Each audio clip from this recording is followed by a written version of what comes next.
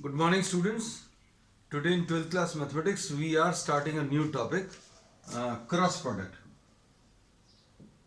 Cross product बच्चों अभी हम लोगों ने फिजिक्स में 11th क्लास में बहुत डिटेल में डिस्कस किया है. इस साल का जो 11th का वीडियोस अभी हम लोगों ने प्रिपेयर किए हैं उसमें भी है, but still this is a part of syllabus of 12th class, so we'll be discussing this in detail.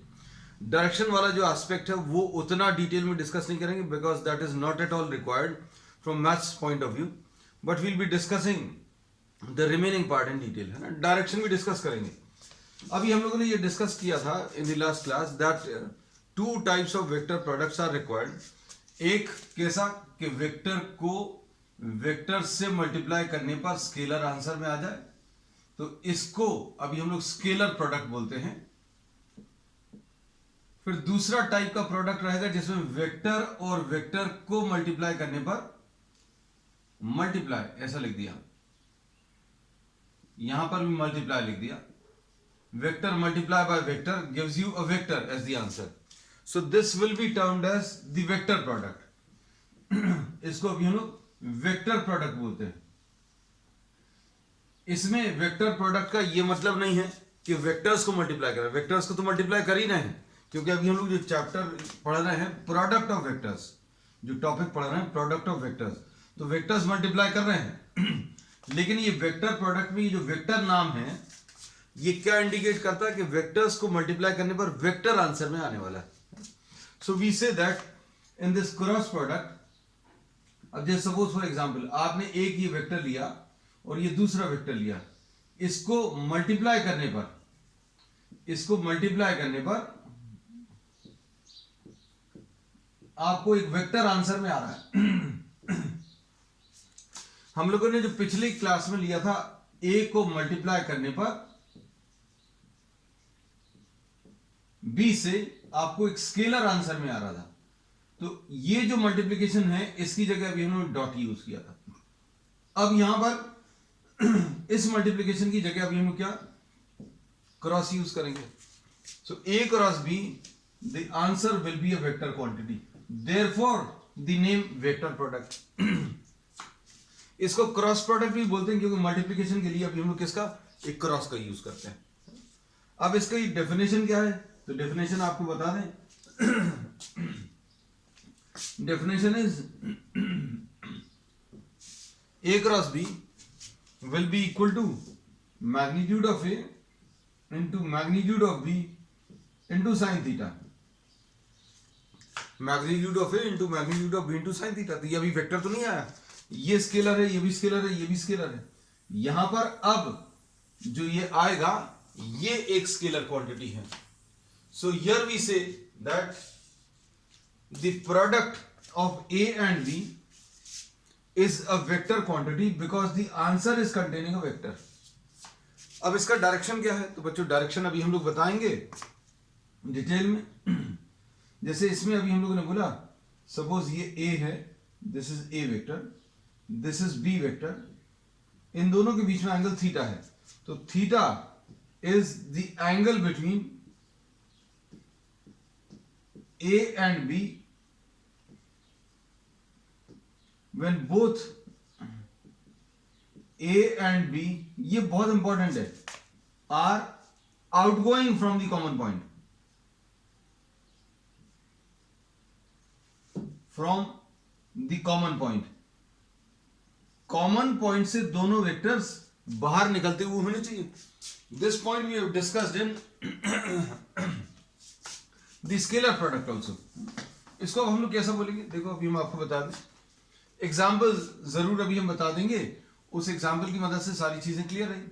Suppose this is A vector and this is B vector, ये इन दोनों का कॉमन पॉइंट है. कॉमन पॉइंट से ये outgoing vector है, बाहर की तरफ निकल रहा है, और ये कॉमन पॉइंट की तरफ आ रहा है, तो इसके बीच में जो एंगल है सपोज ये 45 डिग्रीज है, तो इसमें अभी हम लोग बोलेंगे दिस इज नॉट थीटा. क्यों, क्योंकि कॉमन पॉइंट पर ये आउटगोइंग वेक्टर है, ये कॉमन पॉइंट की तरफ आ रहा है. तो थीटा निकालने के लिए क्या करेंगे, कॉमन पॉइंट से इसको भी आउटगोइंग वेक्टर बना लेंगे. तो अब हम लोगों ने क्या किया, इसको इस बी वेक्टर को हम लोगों ने आगे की तरफ एक्सटेंड कर दिया, दिस इज बी वेक्टर। अब ये कॉमन पॉइंट पर ए वेक्टर ये है, बी वेक्टर ये है, नाउ दिस इज थीटा। तो ये चीज क्लियर रहनी चाहिए, theta is the angle between A and B when both A and B vectors are outgoing from the common point. तो पहली चीज अभी हमें पता चल गई कि ए क्रॉस बी जो है, this is magnitude of A into magnitude of B into sine theta into unit vector n. We said nothing about the direction, ये जो यूनिट वेक्टर एन है इसके बारे में नहीं बोला कुछ भी। अब इसके बारे में बोलते हैं, ए क्रॉस बी का जो डायरेक्शन है, this is given by direction of unit vector N. Unit vector N का फंक्शन ही यही होता है, किसी भी यूनिट वेक्टर का फंक्शन क्या होता है, to tell something about the direction. तो अब हम लोग इसके डायरेक्शन के बारे में बात करें तो ए क्रॉस बी का direction given by N cap. इसलिए अभी हम लोग ये बोलेंगे कि इनका जो डायरेक्शन रहेगा, direction will be perpendicular to the plane containing A and B, plane containing A और बी आपने जिस प्लेन में बनाए हैं उस प्लेन के परपेंडिकुलर। जैसे सपोज फॉर एग्जांपल हम लोगों ने अगर ए और बी अगर इस प्लेन में बनाए हैं, तो ए और बी अगर ये हैं तो ए क्रॉस बी या यूनिट वेक्टर एन दोनों के परपेंडिकुलर रहेगा। अगर अभी हम लोगों ने ए और बी, ए इधर पर और बी इधर पर बनाया तो इसके परपेंडिकुलर रहेगा। ए और बी अगर हमने बोर्ड पर बनाया तो ए क्रॉस बी या एन कैप जो है इसके परपेंडिकुलर रहेगा। अब परपेंडिकुलरली आउटवर्ड है कि परपेंडिकुलरली इनवर्ड, ये बताने के लिए अभी हम लोग राइट हैंड थंब रूल का यूज करते हैं। तो ये चीज क्लियर रखना कि ए क्रॉस बी या एन कैप का जो डायरेक्शन है that is perpendicular to the plane containing A and B. अब इसमें देखो,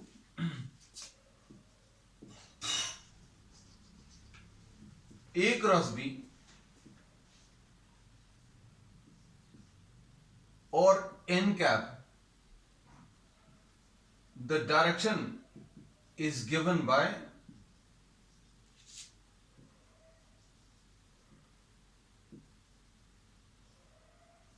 the right hand thumb rule। अब राइट हैंड थंब रूल क्या बोलता है, stretch the fingers of your right hand, आप fingers of the right hand stretch करो और पहले वेक्टर को दूसरे वेक्टर की तरफ रोटेट करो।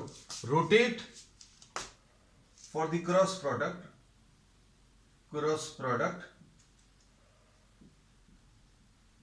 Curl the fingers of right hand. किस डायरेक्शन में बच्चों, in the direction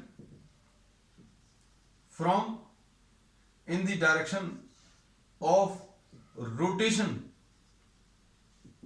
of first vector towards second vector।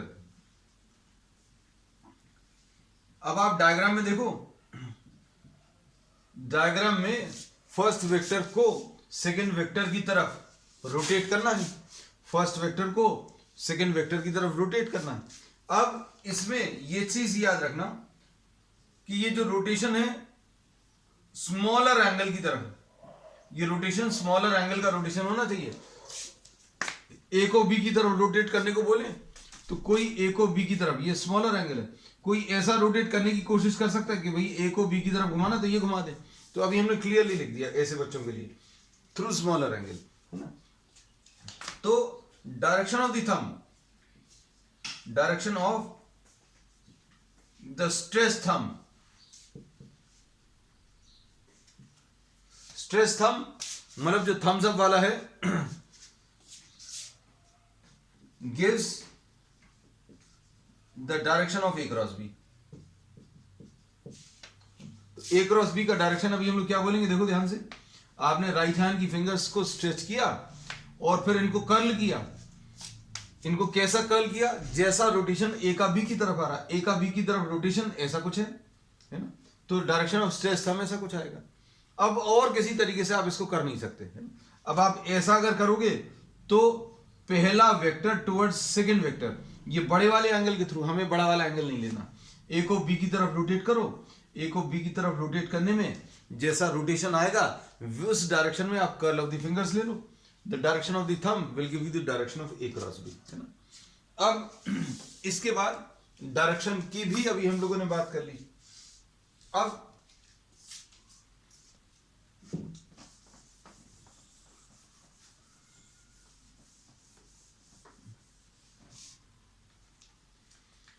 देखना,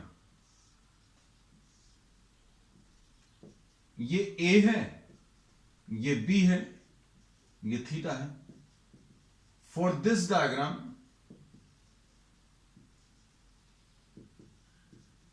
A cross B, A cross B कैसा रहेगा बच्चों? A cross B is perpendicular to paper and outwards. Paper है हमारे लिए, ये ब्लैक व्हाइट बोर्ड है, ब्लैक बोर्ड बोलने की आदत हो गई है, लेकिन जब आप अपनी कॉपी में लिख रहे हो तो ये मत लिखना white board. So for this diagram A cross B कैसा आएगा? ए को बी की तरफ रोटेट करो तो बाहर की तरफ, perpendicular to paper and outwards, and B cross A, B cross A का डायरेक्शन कैसा होगा? तो बी क्रॉस ए का डायरेक्शन निकालने के लिए पहले वेक्टर को दूसरे वेक्टर की तरफ घुमाओ। अब क्या चीज चेंज होगी बच्चों? अब इसमें द डायरेक्शन चेंजेस। डायरेक्शन क्यों चेंज हो गया? क्योंकि पहला वेक्टर चेंज होगा, बी को ए की तरफ, बी को ए की तरफ घुमाना है, तो बी को ए की तरफ घुमाने में the direction of the thumb, direction is perpendicular to paper and inwards. तो अब ये पता चल गया कि ए क्रॉस बी और B cross A cross B और बी क्रॉस ए का डायरेक्शन सेम नहीं है, सेम क्या, इनफैक्ट अपोजिट है। तो अब हम लोग इसमें क्या बोल सकते हैं बच्चों? ध्यान से देखना, A cross B and B cross A have opposite directions. A cross B और बी क्रॉस ए के डायरेक्शन कैसे? ऑपोजिट हैं। इसलिए अब हम लोग क्या लिख सकते हैं कि A cross B is not equal to B cross A, क्योंकि दो वेक्टर्स को इक्वल होने के लिए दो वेक्टर्स को इक्वल होने के लिए क्या बोलते हैं? उनका मैग्नीट्यूड सेम होना चाहिए और डायरेक्शन भी सेम होना चाहिए। तो डायरेक्शन इनफैक्ट ऑपोजिट है, तो इसमें रीजन अभी हम लोग लिख रहे हैं, डायरेक्शंस आर ऑपोजिट। ठीक, चलो अब नेक्स्ट इसके बाद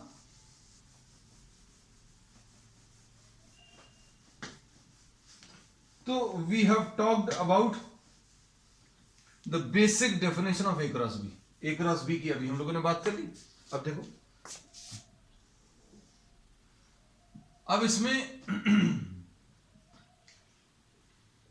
ए क्रॉस बी का मैग्नीट्यूड अगर निकालना है, देखना अच्छे से, A cross B, this is magnitude of A into magnitude of B into sine theta into unit vector N क्या। तो मैग्नीट्यूड बच्चों अभी हम लोग किसका लेते हैं? वेक्टर का लेते हैं, तो इसलिए ए क्रॉस बी का मैग्नीट्यूड की बात कर रहे हैं। Since we talk of magnitude of what? Vectors, तो ये ए क्रॉस बी एक वेक्टर आ रहा है। कहां पर आ रहा है वेक्टर? ये तो वेक्टर नहीं, ये एक स्केलर है, ये भी एक स्केलर है और ये भी एक स्केलर है।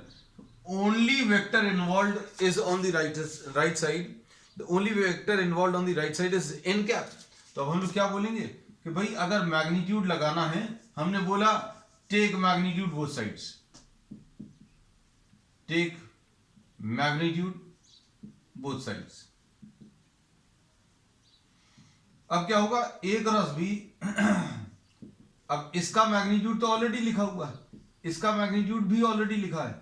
अब ये तो वेक्टर है नहीं, ये ऐसे ही लिख लिया, तो ये अब हम लोग ऐसा लिख लेंगे, सिर्फ इधर पर मैग्नीट्यूड आएगा। And since this is a unit vector, ये ऊपर ऐसा कुछ लगा हुआ है, इसलिए इसका आंसर तो 1 आने वाला है, because N cap is unit vector N cap क्या है बच्चों, एक यूनिट वेक्टर है, इसलिए अब हम लोग क्या बोलेंगे, ए क्रॉस बी का मैग्नीट्यूड, ये कितना आ जाएगा, magnitude of A into magnitude of B into sine theta. एक और इंपॉर्टेंट रिजल्ट पता चला। अब और क्या बोल सकते हैं, magnitude of B cross A अगर आप निकालोगे ये भी बिल्कुल वैसे ही आएगा। अब बी क्रॉस ए का मैग्नीट्यूड कैसे मिलेगा बच्चों, B cross A, this will be similar, exactly identical, एक magnitude of A into magnitude of B into sine theta. क्यों, theta is the angle between A and B, वो तो change नहीं होगा। आप बी क्रॉस ए करो या ए क्रॉस बी करो, इट विल नॉट चेंज। अब चेंज क्या आएगा, ए क्रॉस बी में वेक्टर इधर की तरफ आएगा, बी क्रॉस ए में इधर की तरफ आएगा, लेकिन दोनों यूनिट वेक्टर्स हैं तो उनका मैग्नीट्यूड 1 आने वाला है। सपोज किसी के मन में डाउट आता तो B cross A will be equal to magnitude of B into magnitude of A into sine theta, ये तो पार्ट चेंज नहीं होगा। अब ये चीज जरूर चेंज हो सकती है, एन डैश लिख दिया है ना, इसको भी हम लोग ने क्या लिख दिया, एन डैश। अब इसका भी मैग्नीट्यूड बच्चों कैसा रहेगा, in fact N dash unit vector और एन यूनिट वेक्टर ऑपोजिट रहेंगे। ऑपोजिट क्यों रहेंगे, क्योंकि ए क्रॉस बी बाहर की तरफ और बी क्रॉस ए अंदर की तरफ आने वाला है। तो इसका भी आंसर कितना आ जाएगा बच्चों, magnitude of A into magnitude of B into sine theta. तो इसके बेसिस पर अभी हम लोग ये कह सकते हैं कि ए क्रॉस बी और बी क्रॉस ए इक्वल नहीं है, लेकिन magnitude of A cross B magnitude of B cross A के बराबर है। तो भाई डिफरेंस क्या है इन दोनों में, वेक्टर्स इक्वल नहीं है। वेक्टर्स इक्वल क्यों नहीं है, क्योंकि डायरेक्शंस आर ऑपोजिट, डायरेक्शन इनके कैसे हैं, ऑपोजिट हैं। तो ए क्रॉस बी और B cross A vectors equal नहीं है, लेकिन इनके मैग्नीट्यूड्स इक्वल होंगे। ए क्रॉस बी और बी क्रॉस ए दोनों वेक्टर्स के मैग्नीट्यूड इक्वल होंगे। But we can say one thing definitely, क्या, वो भी हम अलग कलर से लिख दें आपको, कि A cross B is negative of B cross ए।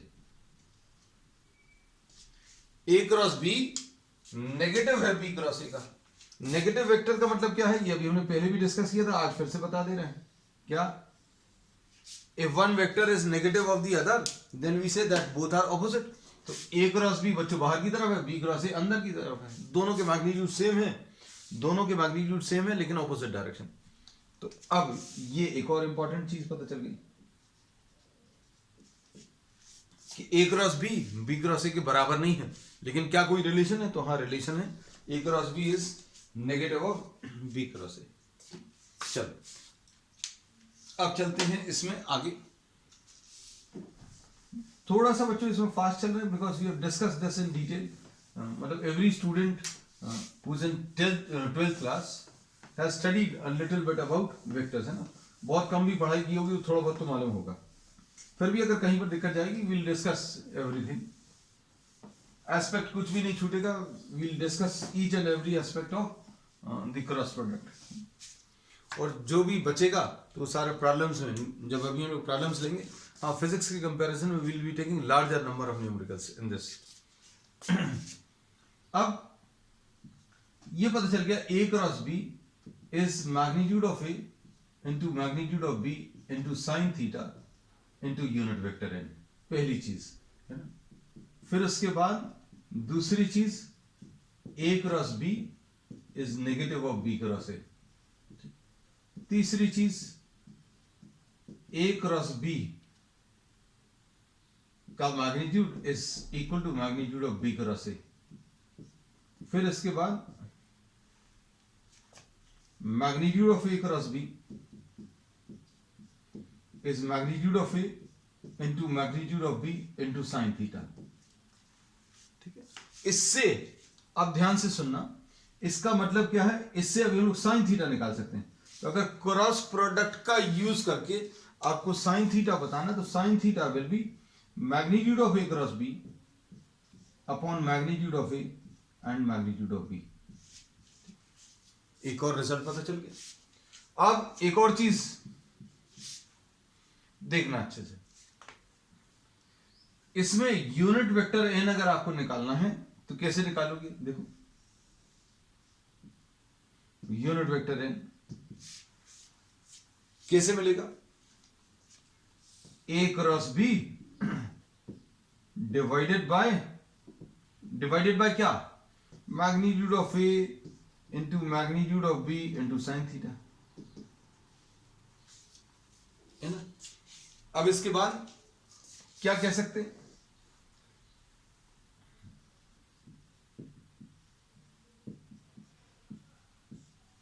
नीचे क्या चीज है ये? Magnitude of A into magnitude of B into sine theta. ये कहीं पर भी दिख जाए, देखो ये सेम है क्या? Underline term, magnitude of A magnitude of B sine theta, magnitude of A magnitude of B और साइन थीटा। इसको हटाकर क्या लिख सकते हैं? Magnitude of A cross B.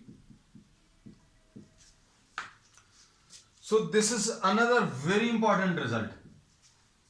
तो ये दो रिजल्ट्स बच्चों आप एक्सरसाइज में यूज करने वाले हैं, एक तो ये वाला और एक ये वाला। यूनिट वेक्टर एन निकालने को बोलेंगे तो आपको क्या करना है? ए क्रॉस बी निकालना, magnitude of A cross B निकालना, डिवाइड करना। और यूनिट वेक्टर की ये डेफिनेशन ही होती है। यूनिट वेक्टर की डेफिनेशन क्या होती है? एनी वेक्टर डिवाइडेड बाय उसका magnitude.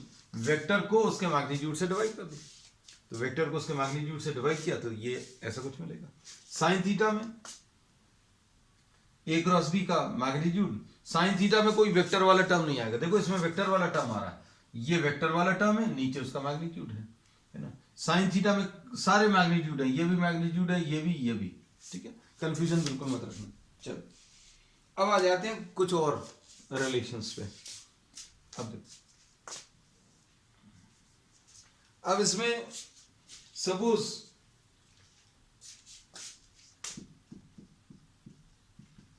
For parallel vectors, parallel vectors अगर हैं, जो भी दो वेक्टर्स हैं पैरेलल अगर हैं, तो साइन थीटा की वैल्यू बच्चों कितनी आ जाएगी? Sine theta will be equal to 0। For parallel vector sine theta will be equal to 0।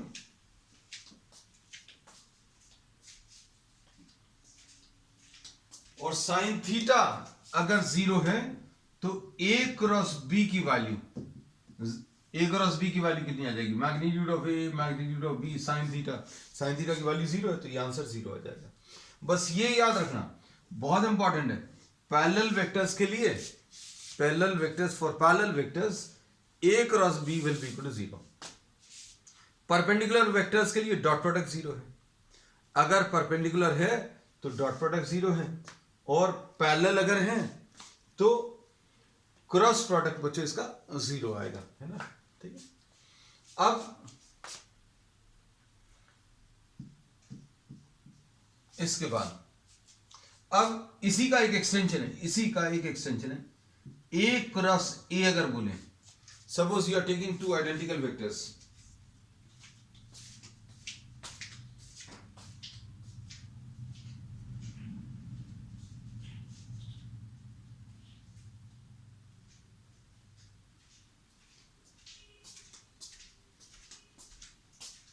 If you are having two identical vectors, है ना, तो इनके बीच में भी थीटा 0 आएगा। अब इनके बीच में अगर 0 आएगा तो कितना आ जाएगा? आंसर ए क्रॉस ए का आंसर 0 आ जाएगा। सिंपल है। चलो अब इसके बाद नेक्स्ट है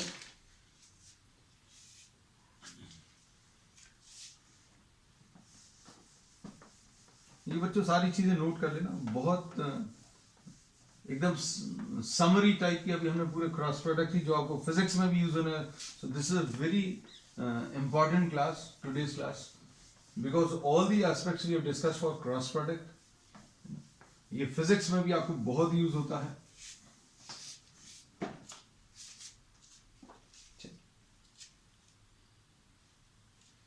नेक्स्ट बच्चों इसमें क्या है? अब हम लोगों ने ये पढ़ लिया कि अगर ए क्रॉस ए ले लें तो इसका आंसर 0 आता है। क्यों 0 आता है? क्योंकि ए क्रॉस बी की value magnitude of A into magnitude of B into sine theta into unit vector N होता है। तो इसमें अभी हम लोग क्या बोलते हैं? इसमें अभी हम लोग ये बोलते हैं कि a cross b magnitude of a into magnitude of b into sine theta into unit vector n है, तो a क्रॉस a की वैल्यू कितनी आ जाएगी? Magnitude of a into magnitude of a into sine zero, और sine zero की value zero होती है। अब इसका क्या यूज कर सकते हैं बच्चों? इसका ये यूज कर सकते हैं आई क्रॉस आई। आई जे और के क्या है बच्चों? ये एक्स डायरेक्शन, ये वाई डायरेक्शन, ये जेड डायरेक्शन। इमेजिन करना बच्चों, ये एक्स डायरेक्शन है ना, ये एक्स, ये वाई और ये जेड। तो आई क्रॉस आई की वैल्यू, इसमें आई यहां पर है, जे यहां पर है और के यूनिट वेक्टर यहां पर है, तो आई क्रॉस आई की वैल्यू जीरो आएगी। और जे क्रॉस जे की वैल्यू ये भी जीरो आएगी, और के क्रॉस के जीरो आएगा। ठीक, तो के क्रॉस के की वैल्यू जीरो। अब इसके बाद और क्या दे सकते हैं? देखो, आई क्रॉस जे अगर आप निकालो, आई क्रॉस जे, तो ये कैसे मिलेगा? Magnitude of i into magnitude of j into sine of the angle between i and j. I और जे के बीच में एंगल कितना बच्चों? ये आई है, ये जे है, ये एक्स एक्सिस, ये वाई एक्सिस। एक्स एक्सिस और वाई एक्सिस के बीच में एंगल कितना होता है? 90 डिग्रीज। अब डायरेक्शन बताना है, तो डायरेक्शन देखना ध्यान से। हमने बोला आप आई को जे की तरफ, एक्स एक्सिस, ये एक्स एक्सिस है बच्चों, एक्स एक्सिस को वाई एक्सिस की तरफ रोटेट करो, आई को आप जे की तरफ रोटेट करो। जे वेक्टर ऐसा है, जे वेक्टर ऐसे है और आई वेक्टर आपकी तरफ है, तो आई को आप जे की तरफ रोटेट करोगे तो ये आपको क्या मिल जाएगा? यूनिट वेक्टर चाहिए। अब हम लोगों को एन लिखना है, ये यूनिट वेक्टर है, लेकिन यहां पर ऑलरेडी एक यूनिट वेक्टर मालूम है, वो क्या है? के। इसका आंसर बच्चों कितना आएगा? आई क्रॉस जे है, तो इसका आंसर 1 आएगा, इसका भी आंसर 1 आएगा, साइन 90 भी 1 होता है और ये के, तो इससे आई क्रॉस जे की वैल्यू कितनी आ गई? के आ गई। अब जे क्रॉस के,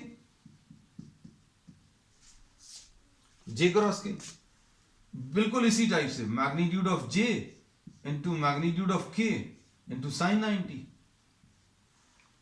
अब आपने क्या किया? जे को के की तरफ घुमाया, ये जे वाई एक्सिस और के जेड एक्सिस, इसको जे को के की तरफ घुमाया तो ये वेक्टर बाहर की तरफ आ रहा है, और बाहर की तरफ ये वाला एक्स एक्सिस है, तो ये आई आ जाएगा। तो जे क्रॉस के की वैल्यू आई आ जाएगी। और ये चीज अभी हम लोगों को ऑलरेडी मालूम है कि ए क्रॉस बी जो है नेगेटिव होता है बी क्रॉस ए का। ए क्रॉस बी कैसा होता है? नेगेटिव होता है बी क्रॉस ए का। तो अगर आपने इसमें जे क्रॉस आई निकाला होता, जे क्रॉस आई अगर आपने निकाला होता, तो आई क्रॉस जे का जो आंसर आया है उसका नेगेटिव आंसर आता जे क्रॉस आई। जे क्रॉस के का जो आंसर निकाला है नेगेटिव आता के क्रॉस जे का, नेगेटिव आई।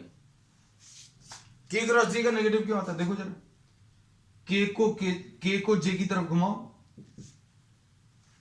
के को आप जे की तरफ घुमाएं, के को आपने जे की तरफ, के ये वाला है और जे ये वाला है, के को जे की तरफ घुमाएं तो अंदर की तरफ, बाहर की तरफ आई था तो अंदर की तरफ माइनस आई आ जाएगा। तो ये सारे रिजल्ट्स बच्चों एक ट्रिक की मदद से आप याद रख सकते हैं। ये ट्रिक क्या है? आप एक सर्कल बना लीजिए और इसमें एक एरो लगा लीजिए, कैसे तो भी। ये साइक्लिक ऑर्डर बनाने का सबसे अच्छा तरीका है। कोई भी दो वेक्टर्स को मल्टीप्लाई करें, आई को जे से मल्टीप्लाई करो, multiplication of any two only circle will give you the third. I cross j बच्चों के आएगा, आई क्रॉस जे के आएगा, जे क्रॉस के आई आएगा, के क्रॉस आई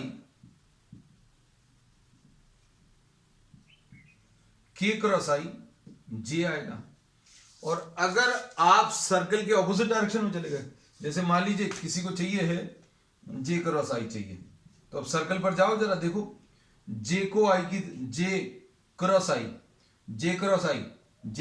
अगर चाहिए तो ऑपोजिट डायरेक्शन में आप चल रहे हो, और ऑपोजिट डायरेक्शन में चल रहे हो तो minus K,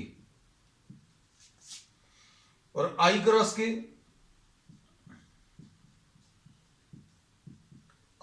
K minus J, K cross J minus I। तो ये बहुत सारे रिजल्ट्स बच्चों इसी सर्कल से अभी हम लोगों को मिल जाते हैं। चलो अब नेक्स्ट इसके बाद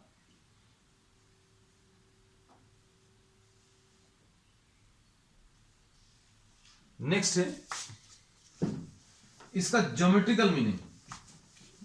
हम लोग सारी चीजें आज डिस्कस कर रहे हैं बच्चों।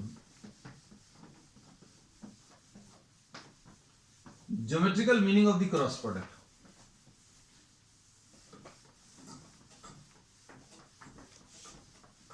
अब जैसे A डॉट B से अभी हम लोगों ने प्रोजेक्शन कुछ डिफाइन किया था, क्या इसमें भी कुछ मिलता है? तो देखते हैं इसमें भी कुछ मिलेगा। तो ये बच्चों थोड़ा सा एक्स्ट्रा है, मैथ्स में जनरली इसको डिस्कस नहीं करते, but I have discussed in the video which I have prepared for vectors, I have discussed this aspect also. इसमें अभी हम लोग ये कहते हैं ज्योमेट्रिकल मीनिंग ऑफ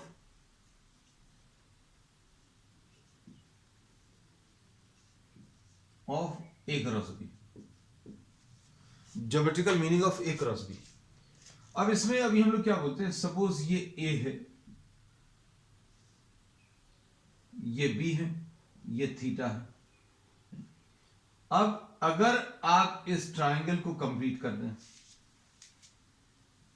मैग्नीट्यूड ले रहे हैं और यहां से एक परपेंडिकुलर ड्रॉ करें। देखो ओरिजिनल पार्ट क्या है बच्चों, A और B, सिर्फ ये दो वेक्टर्स दिए हैं, और इसका ट्राइंगल अगर आप कंप्लीट करें तो half of A cross B will be giving you the area of the triangle formed by A and B as its two sides.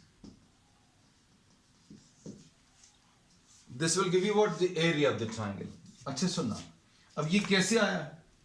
तो देखो अभी हम लोग ट्राइंगल को कंप्लीट करते हैं। सबसे पहली चीज तो अब यहां पर ये परपेंडिकुलर ड्रॉ कर लूं, तो एरिया ऑफ ट्राइंगल का फॉर्मूला तो मालूम है, half base into altitude, half base into altitude. अब h कैसे मिलेगा? तो बच्चों साइन थीटा निकाल लो। साइन थीटा कितना आ जाएगा? Perpendicular upon hypotenuse. परपेंडिकुलर और हाइपोटेन्यूज दोनों मालूम है, h की वैल्यू b साइन थीटा, ऐसा कुछ मिल गया h की वैल्यू। तो अब ये रख दो, triangle will be equal to half a, h की वैल्यू b साइन थीटा। तो ये देखो ये क्या चीज है, this is half of A cross B, ऐसा कुछ आएगा, है ना। अब इसी के बेसिस पर अब हम लोग और आगे भी बढ़ सकते हैं क्या, कि भाई ट्राइंगल का एरिया तो पता चल गया,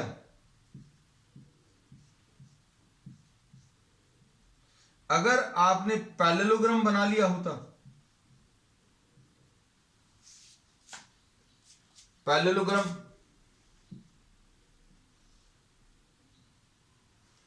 तो area of the parallelogram, area of parallelogram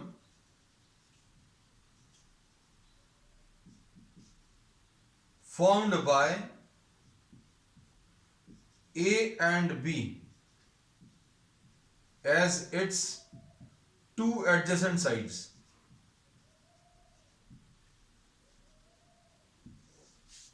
ये कैसे मिलेगा?